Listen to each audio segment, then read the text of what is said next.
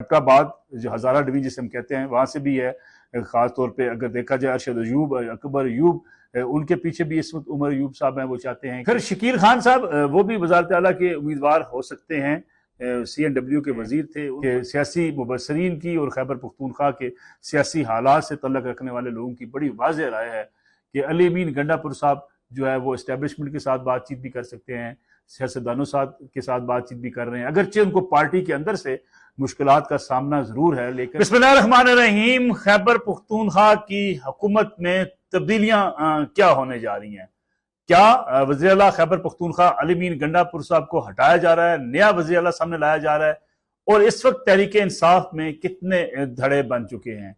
और इन धड़े बनने की वजूहात क्या हैं? खासतौर पर अगर देखा जाए तो इस वक्त जो सारे तहरीक इंसाफ के रहनुमा हैं वहां मुख्तलिफ धड़ों में तकसीम होकर एक दूसरे के ऊपर बयानबाजी कर रहे हैं। तो क्यों कर रहे हैं? ये सारी तफसीलात आज आपके सामने रखते हैं कि असल खैबर पख्तूनख्वा में तहरीक इंसाफ को मसला क्या है। अली अमीन गंडापुर साहब के हवाले से जो महाजराई इस वक्त वहां पे बन चुकी है और जो ग्रुप्स बन चुके हैं, उनकी मुकम्मल ख्वाहिश है कि अली अमीन गंडापुर साहब को वजारत आला से फारग कर दिया जाए और नए वज़ीर आला का ऐलान इमरान खान साहब कर दें। लेकिन अगर हकायक को देखा जाए तो इस वक्त अली अमीन गंडापुर खासे मजबूत दिखाई देते हैं और इस बात का इम्कान बड़ा कम है कि अली अमीन गंडापुर साहब को वजारत आला से हाथ धोने पड़ेंगे। और अगर ग्रुप्स की बात की जाए तो मैं सारे ग्रुप्स आज आपके सामने रख देता हूँ इस वक्त सूरत हाल वहां पे क्या बन चुकी है। एक बड़ा ग्रुप आतिफ खान साहब का है जो बड़ा मजबूत ग्रुप तस्वर किया जाता है। जुनैद अकबर साहब भी उस ग्रुप में हैं जो इस वक्त पार्टी के सदर हैं। अरबाब शेर अली हैं, शकील खान हैं, शाहराम तरकई हैं।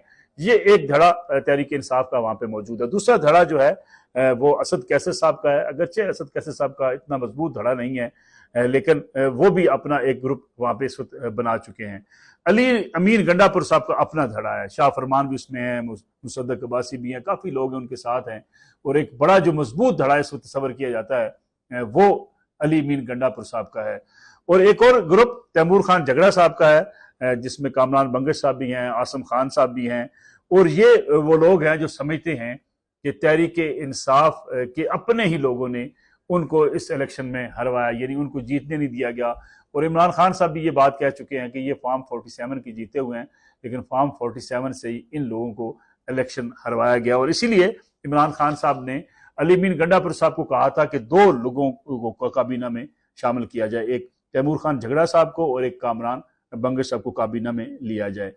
और खासतौर पर जब ये नाम सामने आए, इमरान खान साहब ने जब ये हदायत जारी की अली अमीन गंडापुर साहब को, तो उस वक्त ये मजबूत ग्रुप सामने आ गया। और दूसरी तरफ जो है वो अली अमीन गंडापुर साहब चूंकि इस ग्रुप के साथ चलने को तैयार नहीं है, इनको अपने जो है वजारत में वो शामिल नहीं करना चाहते, काबीना में इनको वजीर नहीं बनाना चाहते, तो उन्होंने इमरान खान साहब से वक्त लिया। जब इमरान खान साहब ने उनको हदायत दी कि इनको दोनों को काबीना में लिया जाए, तो उन्होंने कहा कि मुझे ईद तक का वक्त दिया जाए। उन्होंने इमरान खान साहब से मुलाकात भी की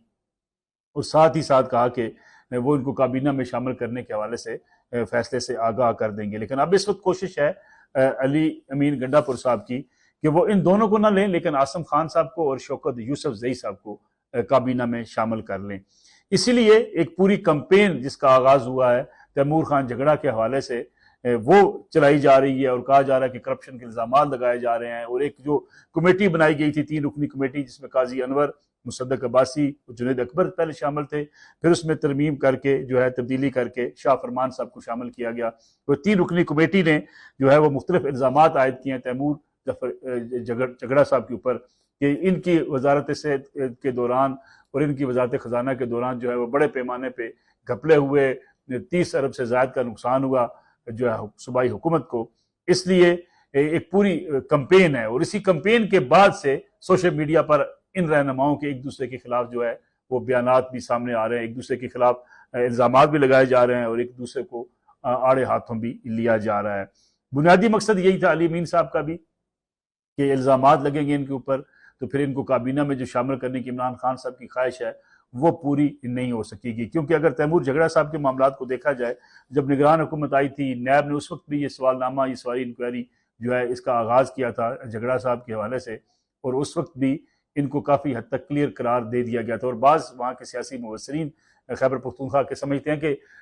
टारगेट किया जा रहा है तैमूर झगड़ा साहब को ताकि वो उनका ग्रुप जो है वो काबीना में शामिल ना हो सके। मुसद्दक अब्बासी साहब नॉन इलेक्टेड काबीना के रुकन हैं, ये नैब के डीजीपी रहे हैं वहाँ पे, एबटाबाद से इनका ताल्लुक है। इन्हीं के थ्रू जो है वो ज़्यादा जो है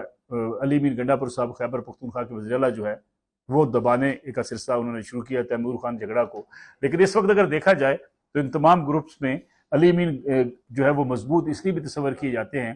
कि सियासी मुबसरीन की और खैबर पख्तूनख्वा के सियासी हालात से तल्लक रखने वाले लोगों की बड़ी वाज़ेह राय है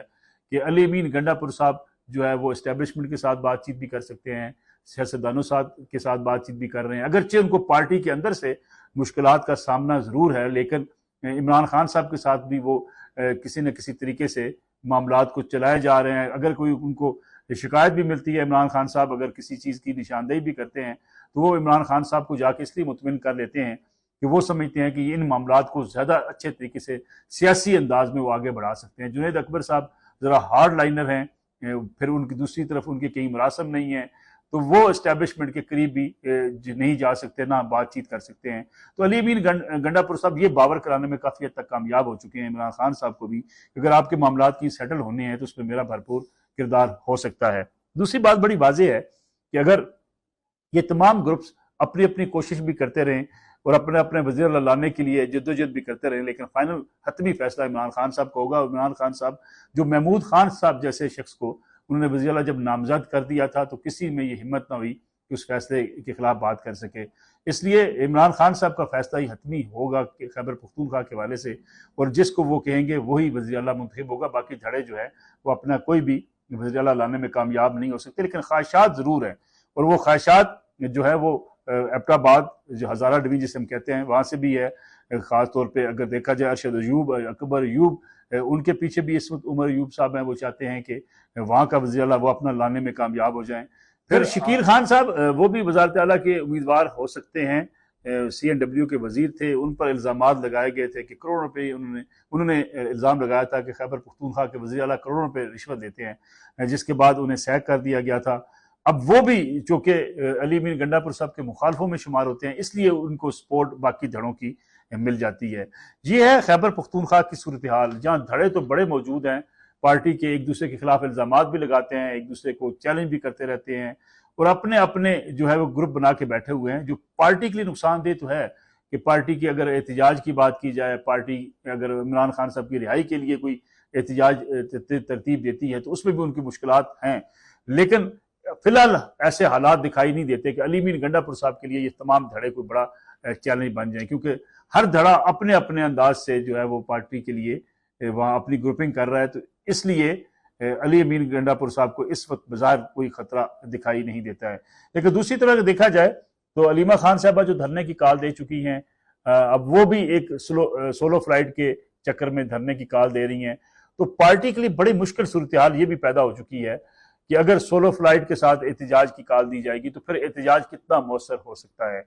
माजी के तजुर्बात के पेश नज़र, माजी में भी जब खैबर पख्तूनख्वा से जुलूस आए थे तो उस वक्त भी इल्ज़ाम लगाया गया था कि शाहराम तरकई हों, आतफ खान हों, वो उस तरीके से अली मीर गंडापुर साहब के साथ शरीक नहीं हुए जिस तरीके से उनसे डिमांड की जा रही थी कि वो इतने लोगों को लेकर आएँ। तो गोया इस वक्त एहतजाज की तैयारियां तो पाकिस्तान तहरीक इंसाफ कर रही है और मौलाना फजल रहमान साहब से भी बातचीत करना चाहती है, उनको भी एहतजाज में शामिल करना चाहती है, लेकिन कोई भी सियासी लीडरशिप जो है इन मामलात को अभी तक हैंडल नहीं कर सकी कि जो पार्टी के अंदर धड़ेबंदियां हैं और पार्टी के अंदर एक दूसरे के ऊपर अदम ट्रस्ट है, अदम एतमाद है, फिर खास तौर पर सियासी फैसले करने के हवाले से इस वक्त पार्टी की लीडरशिप खासी मुश्किलात का शिकार दिखाई देती है। और अगर देखा जाए तो जो उनके मुखालफिन हैं तहरीक इंसाफ के, वो भी ये बात कहते हैं, और जो उनके हामी हैं वो भी ये बात कहते हैं कि तहरीक इंसाफ इस वक्त सियासी फैसलों के हवाले से खासा मुश्किलात का शिकार है, क्योंकि जो भी लोग सियासी फैसले करने वाले हो सकते थे, पार्टी के अंदर उनको सियासी फैसले करने का इतना इख्तियार नहीं है, और जो वो लोग गैर सियासी लोग हैं वो पार्टी के अंदर उनकी अहमियत इस वक्त बनी हुई है, और वो ऐसे फैसले कर रहे हैं जिसके नतीजे में मामलात बिगड़ते चले जा रहे हैं। कुछ रोज से ये बयानियां भी बनाने की कोशिश की गई थी कि कोई इस्टेब्लिशमेंट के साथ मुज़ाकरात होने वाले हैं, उसमें भी एक मौक़िफ़ सामने आ गया कि इस्टेब्लिशमेंट कोई मुज़ाकरात नहीं करना चाहती, बल्कि हुकूमत के साथ अगर मुज़ाकरात करने हैं तो हुकूमत के साथ ही मुज़ाकरात किए जाएँ। लेकिन दूसरी तरफ अगर देखा जाए तो ख़ास तौर पर अगर पार्टी के सेक्रेटरी जनरल के हवाले से बात की जाए, पार्टी के चेयरमैन के हवाले से बात की जाए, तो उन पे भी तहरीक इंसाफ की लीडरशिप जो बाहर है इस वक्त ख़ास तौर पर, उसका एतमाद कोई इतना ज़्यादा नहीं है जिसकी बुनियाद पर यह कहा जा सके कि हुकूमत के लिए कोई तहरीक इंसाफ मुश्किलात पैदा कर सकती है। ना अभी तक कोई ऐसा जो है इत्तेहाद बन सका है जिस इत्तेहाद की बात की जा रही थी। बहुत पहले दावा कर दिया गया था कि ईद के फौरी बाद इत्तेहाद अनाउंस कर दिया जाएगा और इत्तेहाद ही एहतजाज की कॉल दे देगा, तो गोया वो ना इत्तेहाद बना और उससे पहले ही इलीमा खान साहबा की कॉल आ गई धरना देने के हवाले से, जिसपे पार्टी के अंदर भी शदीद इस वक्त इज़्तिराब पाया जाता है कि बगैर मुशावरत के अगर इस किस्म की कॉल्स दी जाएंगी तो उसका नतीजा वही होगा जो माजी के एहतजाज की सूरत में हुआ है। इसी तरीके से पंजाब की सूरत हाल है, पंजाब में भी खासी इस वक्त पार्टी के अंदर ग्रुपिंग है। हमाद साहब के मामलात और आलिया हमजा साहब के मामलात भी सबके सामने, लेकिन खैबर पख्तूनख्वा की पार्टी जिस तरह तकसीम हो चुकी है, इसकी मिसाल शायद पाकिस्तान तहरीक इंसाफ के दीगर किसी सूबे में नजर नहीं आती है।